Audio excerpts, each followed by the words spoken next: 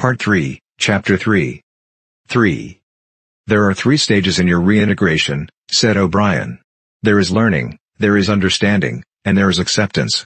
It is time for you to enter upon the 2nd stage. As always, Winston was lying flat on his back. But of late his bonds were looser. They still held him to the bed, but he could move his knees a little and could turn his head from side to side and raise his arms from the elbow. The dial, also, had grown to be less of a terror. He could evade its pangs if he was quick-witted enough. It was chiefly when he showed stupidity that O'Brien pulled the lever. Sometimes they got through a whole session without use of the dial. He could not remember how many sessions there had been. The whole process seemed to stretch out over a long, indefinite time, weeks, possibly, and the intervals between the sessions might sometimes have been days, sometimes only an hour or 2. As you lie there, said O'Brien, you have often wondered, you have even asked me, why the Ministry of Love should expend so much time and trouble on you. And when you were free you were puzzled by what was essentially the same question. You could grasp the mechanics of the society you lived in, but not its underlying motives. Do you remember writing in your diary, I understand how, I do not understand why? It was when you thought about why that you doubted your own sanity. You have read the book, Goldstein's book, or parts of it, at least. Did it tell you anything that you did not know already? You have read it? Said Winston. I wrote it. That is to say, I collaborated in writing it. No book is produced individually, as you know. Is it true, what it says? A description, yes. The program it sets forth is nonsense. The secret accumulation of knowledge, a gradual spread of enlightenment, ultimately a proletarian rebellion, the overthrow of the party. You foresaw yourself that that was what it would say.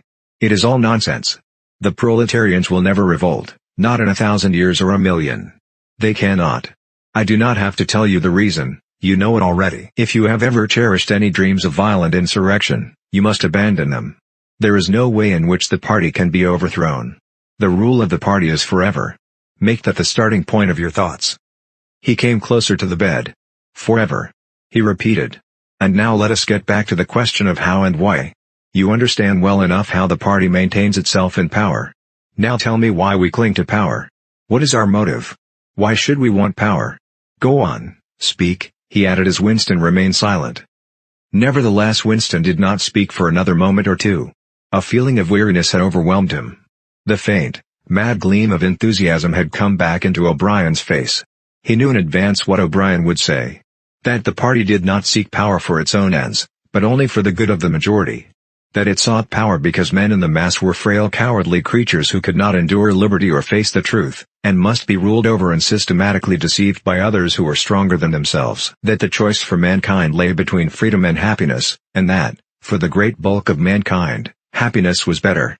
That the party was the eternal guardian of the weak, a dedicated sect doing evil that good might come, sacrificing its own happiness to that of others. The terrible thing, thought Winston, the terrible thing was that when O'Brien said this he would believe it. You could see it in his face. O'Brien knew everything. 1,000 times better than Winston he knew what the world was really like, in what degradation the mass of human beings lived and by what lies and barbarities the party kept them there. He had understood it all, weighed it all, and it made no difference, all was justified by the ultimate purpose. What can you do, thought Winston, against the lunatic who is more intelligent than yourself, who gives your arguments a fair hearing and then simply persists in his lunacy? You are ruling over us for our own good, he said feebly. You believe that human beings are not fit to govern themselves, and therefore... He started and almost cried out. A pang of pain had shot through his body. O'Brien had pushed the lever of the dial up to 35. That was stupid, Winston, stupid. He said. You should know better than to say a thing like that. He pulled the lever back and continued. Now I will tell you the answer to my question. It is this. The party seeks power entirely for its own sake. We are not interested in the good of others, we are interested solely in power. Not wealth or luxury or long life or happiness, only power, pure power. What pure power means you will understand presently. We are different from all the oligarchies of the past, in that we know what we are doing. All the others, even those who resembled ourselves, were cowards and hypocrites. The German Nazis and the Russian Communists came very close to us in their methods, but they never had the courage to recognize their own motives. They pretended, perhaps they even believed, that they had seized power unwillingly and for a limited time, and that just round the corner there lay a paradise where human beings would be free and equal. We are not like that. We know that no one ever seizes power with the intention of relinquishing it. Power is not a means, it is an end.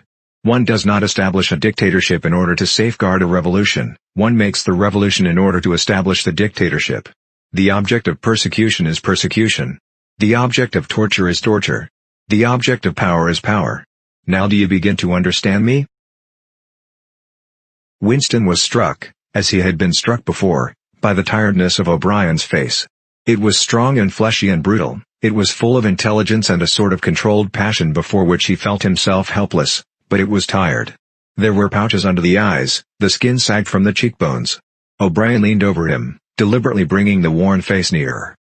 "You are thinking," he said, "that my face is old and tired. You are thinking that I talk of power, and yet I am not even able to prevent the decay of my own body. Can you not understand, Winston, that the individual is only a cell? The weariness of the cell is the vigor of the organism. Do you die when you cut your fingernails?" He turned away from the bed and began strolling up and down again, one hand in his pocket. "We are the priests of power," he said. "God is power. But at present power is only a word so far as you are concerned. It is time for you to gather some idea of what power means. The first thing you must realize is that power is collective. The individual only has power insofar as he ceases to be an individual.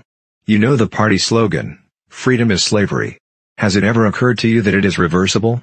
Slavery is freedom. Alone, free, the human being is always defeated. It must be so, because every human being is doomed to die, which is the greatest of all failures. But if he can make complete, utter submission, if he can escape from his identity, if he can merge himself in the party so that he is the party, then he is all-powerful and immortal. The second thing for you to realize is that power is power over human beings. Over the body but, above all, over the mind. Power over matter, external reality, as you would call it, is not important. Already our control over matter is absolute. For a moment Winston ignored the dial. He made a violent effort to raise himself into a sitting position, and merely succeeded in wrenching his body painfully. "But how can you control matter?" he burst out. "You don't even control the climate or the law of gravity. And there are disease, pain, death dash." O'Brien silenced him by a movement of his hand. "We control matter because we control the mind. Reality is inside the skull. You will learn by degrees, Winston. There is nothing that we could not do. Invisibility, levitation, anything. I could float off this floor like a soap bubble if I wished to. I do not wish to, because the party does not wish it. You must get rid of those 19th century ideas about the laws of nature. We make the laws of nature. But you do not. You are not even masters of this planet. What about Eurasia and East Asia? You have not conquered them yet. Unimportant. We shall conquer them when it suits us. And if we did not, what difference would it make? We can shut them out of existence. Oceania is the world. But the world itself is only a speck of dust. And man is tiny, helpless. How long has he been in existence? For millions of years the earth was uninhabited. Nonsense. The earth is as old as we are, no older. How could it be older? Nothing exists except through human consciousness. But the rocks are full of the bones of extinct animals, mammoths and mastodons and enormous reptiles which lived here long before man was ever heard of. Have you ever seen those bones, Winston? Of course not. 19th century biologists invented them. Before man there was nothing. After man, if he could come to an end, there would be nothing. Outside man there is nothing. But the whole universe is outside us. Look at the stars. Some of them are a million light-years away. They are out of our reach forever. What are the stars? Said O'Brien indifferently. They are bits of fire a few kilometers away. We could reach them if we wanted to. Or we could blot them out. The earth is the center of the universe. The sun and the stars go round it. Winston made another convulsive movement. This time he did not say anything. O'Brien continued as though answering a spoken objection. For certain purposes, of course, that is not true. When we navigate the ocean, or when we predict an eclipse, we often find it convenient to assume that the earth goes round the sun and that the stars are millions upon millions of kilometers away. But what of it? Do you suppose it is beyond us to produce a dual system of astronomy? The stars can be near or distant, according as we need them. Do you suppose our mathematicians are unequal to that? Have you forgotten doublethink? Winston shrank back upon the bed. Whatever he said, the swift answer crushed him like a bludgeon. And yet he knew, that he was in the right. The belief that nothing exists outside your own mind, surely there must be some way of demonstrating that it was false. Had it not been exposed long ago as a fallacy? There was even a name for it, which he had forgotten. A faint smile twitched the corners of O'Brien's mouth as he looked down at him. "I told you, Winston," he said, "that metaphysics is not your strong point. The word you are trying to think of is solipsism, but you are mistaken. This is not solipsism. Collective solipsism, if you like. But that is a different thing, in fact, the opposite thing. All this is a digression," he added in a different tone. "The real power, the power we have to fight for night and day, is not power over things, but over men." He paused, and for a moment assumed again his air of a schoolmaster questioning a promising pupil. "How does one man assert his power over another, Winston?" Winston thought. "By making him suffer," he said. "Exactly. By making him suffer. Obedience is not enough. Unless he is suffering, how can you be sure that he is obeying your will and not his own? Power is in inflicting pain and humiliation. Power is in tearing human minds to pieces and putting them together again in new shapes of your own choosing. Do you begin to see, then, what kind of world we are creating? It is the exact opposite of the stupid hedonistic utopias that the old reformers imagined. A world of fear and treacherous torment, a world of trampling and being trampled upon, a world which will grow not less but more merciless as it refines itself. Progress in our world will be progress towards more pain. The old civilizations claimed that they were founded on love or justice. Ours is founded upon hatred. In our world there will be no emotions except fear, rage, triumph, and self-abasement. Everything else we shall destroy everything. Already we are breaking down the habits of thought which have survived from before the revolution. We have cut the links between child and parent, and between man and man, and between man and woman. No one dares trust a wife or a child or a friend any longer. But in the future there will be no wives and no friends. Children will be taken from their mothers at birth, as one takes eggs from a hen. The sex instinct will be eradicated. Procreation will be an annual formality like the renewal of a ration card. We shall abolish the orgasm. Our neurologists are at work upon it now. There will be no loyalty, except loyalty towards the party. There will be no love, except the love of Big Brother.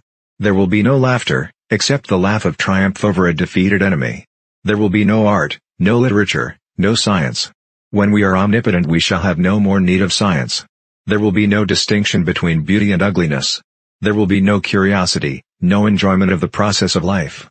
All competing pleasures will be destroyed. But always, do not forget this, Winston, always there will be the intoxication of power, constantly increasing and constantly growing subtler. Always, at every moment, there will be the thrill of victory, the sensation of trampling on an enemy who is helpless. If you want a picture of the future, imagine a boot stamping on a human face, forever. He paused as though he expected Winston to speak. Winston had tried to shrink back into the surface of the bed again. He could not say anything. His heart seemed to be frozen. O'Brien went on. "And remember that it is forever. The face will always be there to be stamped upon. The heretic, the enemy of society, will always be there, so that he can be defeated and humiliated over again. Everything that you have undergone since you have been in our hands, all that will continue, and worse. The espionage, the betrayals, the arrests, the tortures, the executions, the disappearances will never cease. It will be a world of terror as much as a world of triumph. The more the party is powerful, the less it will be tolerant, the weaker the opposition, the tighter the despotism. Goldstein and his heresies will live forever. Every day, at every moment, they will be defeated, discredited, ridiculed, spat upon, and yet they will always survive. This drama that I have played out with you during 7 years will be played out over and over again, generation after generation, always in subtler forms. Always we shall have the heretic here at our mercy, screaming with pain, broken up, contemptible, and in the end utterly penitent, saved from himself, crawling to our feet of his own accord. That is the world that we are preparing, Winston. A world of victory after victory, triumph after triumph after triumph, an endless pressing upon the nerve of power. You are beginning, I can see, to realize what that world will be like. But in the end you will do more than understand it. You will accept it, welcome it, become part of it." Winston had recovered himself sufficiently to speak. "You can," he said weakly. "What do you mean by that remark, Winston? You could not create such a world as you have just described. It is a dream. It is impossible." "Why?" "It is impossible to found a civilization on fear and hatred and cruelty. It would never endure." "Why not?" "It would have no vitality. It would disintegrate. It would commit suicide. Nonsense. You are under the impression that hatred is more exhausting than love. Why should it be? And if it were, what difference would that make? Suppose that we choose to wear ourselves out faster. Suppose that we quicken the tempo of human life till men are senile at 30. Still, what difference would it make? Can you not understand that the death of the individual is not death? The party is immortal. As usual, the voice had battered Winston into helplessness. Moreover, he was in dread that if he persisted in his disagreement, O'Brien would twist the dial again. And yet he could not keep silent. Feebly, without arguments, with nothing to support him except his inarticulate horror of what O'Brien had said, he returned to the attack. I don't know, I don't care. Somehow you will fail. Something will defeat you. Life will defeat you. We control life, Winston, at all its levels. You are imagining that there is something called human nature which will be outraged by what we do and will turn against us. But we create human nature. Men are infinitely malleable. Or perhaps you have returned to your old idea that the proletarians or the slaves will arise and overthrow us. Put it out of your mind. They are helpless, like the animals. Humanity is the party. The others are outside, irrelevant. I don't care. In the end they will beat you. Sooner or later they will see you for what you are, and then they will tear you to pieces. Do you see any evidence that that is happening? Or any reason why it should? No. I believe it. I know that you will fail. There is something in the universe, I don't know, some spirit, some principle, that you will never overcome. Do you believe in God, Winston? No. Then what is it, this principle that will defeat us? I don't know. The spirit of man. And do you consider yourself a man? Yes. If you are a man, Winston, you are the last man. Your kind is extinct, we are the inheritors. Do you understand that you are alone? You are outside history, you are non-existent. His manner changed and he said more harshly, and you consider yourself morally superior to us, with our lies and our cruelty? Yes, I consider myself superior. O'Brien did not speak. Two other voices were speaking. After a moment Winston recognized one of them as his own. It was a soundtrack of the conversation he had had with O'Brien, on the night when he had enrolled himself in the Brotherhood.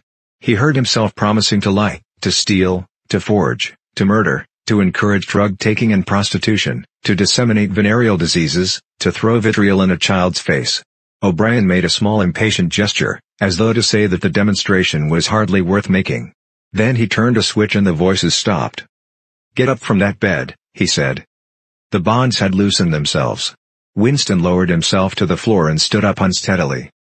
You are the last man, said O'Brien. You are the guardian of the human spirit. You shall see yourself as you are. Take off your clothes. Winston undid the bit of string that held his overalls together. The zip fastener had long since been wrenched out of them. He could not remember whether at any time since his arrest he had taken off all his clothes at one time. Beneath the overalls his body was looped with filthy yellowish rags, just recognizable as the remnants of underclothes. As he slid them to the ground he saw that there was a three-sided mirror at the far end of the room. He approached it, then stopped short. An involuntary cry had broken out of him. Go on, said O'Brien. Stand between the wings of the mirror. You shall see the side view as well. He had stopped because he was frightened. A bowed, gray-colored, skeleton-like thing was coming towards him. Its actual appearance was frightening, and not merely the fact that he knew it to be himself. He moved closer to the glass. The creature's face seemed to be protruded, because of its bent carriage. A forlorn, jailbird's face with a knobby forehead running back into a bald scalp, a crooked nose, and battered-looking cheekbones above which his eyes were fierce and watchful. The cheeks were seamed, the mouth had a drawn-in look. Certainly it was his own face, but it seemed to him that it had changed more than he had changed inside. The emotions it registered would be different from the ones he felt. He had gone partially bald. For the first moment he had thought that he had gone gray as well, but it was only the scalp that was gray. Except for his hands and a circle of his face, his body was gray all over with ancient, ingrained dirt. Here and there under the dirt there were the red scars of wounds, and near the ankle the varicose ulcer was an inflamed mass with flakes of skin peeling off it. But the truly frightening thing was the emaciation of his body. The barrel of the ribs was as narrow as that of a skeleton, the legs had shrunk so that the knees were thicker than the thighs. He saw now what O'Brien had meant about seeing the side view. The curvature of the spine was astonishing.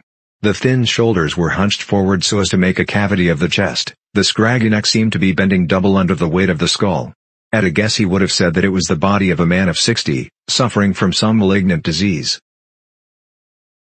"You have thought sometimes," said O'Brien, "that my face, the face of a member of the inner party, looks old and worn. What do you think of your own face?" He seized Winston's shoulder and spun him round so that he was facing him. "Look at the condition you are in," he said. "Look at this filthy grime all over your body. Look at the dirt between your toes. Look at that disgusting running sore on your leg. Do you know that you stink like a goat? Probably you have ceased to notice it. Look at your emaciation. Do you see? I can make my thumb and forefinger meet round your bicep. I could snap your neck like a carrot. Do you know that you have lost 25 kilograms since you have been in our hands? Even your hair is coming out in handfuls. Look." He plucked at Winston's head and brought away a tuft of hair. "Open your mouth. 9, 10, 11 teeth left.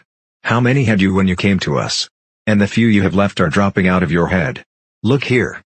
He seized one of Winston's remaining front teeth between his powerful thumb and forefinger. A twinge of pain shot through Winston's jaw. O'Brien had wrenched the loose tooth out by the roots. He tossed it across the cell. "You are rotting away," he said. "You are falling to pieces. What are you? A bag of filth. Now turn around and look into that mirror again. Do you see that thing facing you? That is the last man. If you are human, that is humanity. Now put your clothes on again." Winston began to dress himself with slow stiff movements.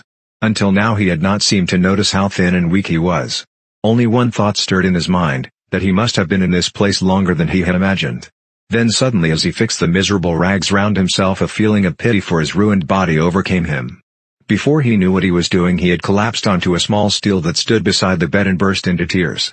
He was aware of his ugliness, his gracelessness, a bundle of bones in filthy underclothes sitting weeping in the harsh white light, but he could not stop himself. O'Brien laid a hand on his shoulder, almost kindly. "It will not last forever," he said.